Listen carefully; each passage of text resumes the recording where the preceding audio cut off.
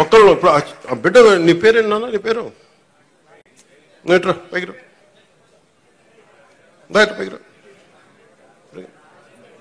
పైకి తీసుకురా. ఏం పేరు నీ పేరు? ఏం పేరు నీ పేరు? నేను చాలాసార్లు నా గొల్లపురంకి వచ్చినప్పుడు కూడా చిన్నపిల్లలు దొరుకుతారు. ఏంటో మంది అంటే మోడీ గారి గురించి చెప్పినప్పుడు ఛత్రికి ఏం అర్థమైంది తెలియదు కానీ చప్పడు కొట్టాడు ఛత్రి. నాకు నిజంగా అనిపిస్తాయి, ఈ బిడ్డల భవిష్యత్తు కోసం కాకపోతే ఏం చేస్తాం? ఇప్పుడు నేను రక్షిత మంచినీరు వీళ్ళకి ఇవ్వగలిగేది ఏముంది? కనీసం తాగడానికి మంచి నీళ్ళు ఇవ్వగలగాలి, మంచి చదువు చెప్పించగలగాలి. వీళ్ళకి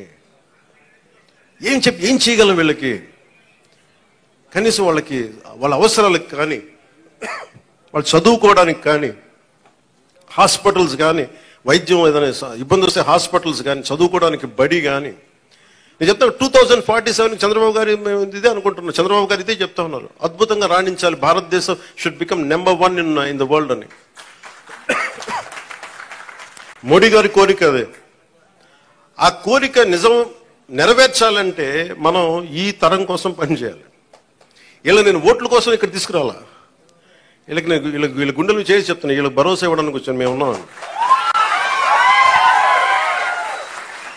నా బిడ్డల కోసం నేను ఎంత తపన పడుతున్నా నాకు తెలియదు, కానీ అందరూ నా బిడ్డలే అనిపిస్తారు నాకు. ఈ బిడ్డల కోసం నాకు అనిపిస్తుంది, ఈ బిడ్డల కోసం.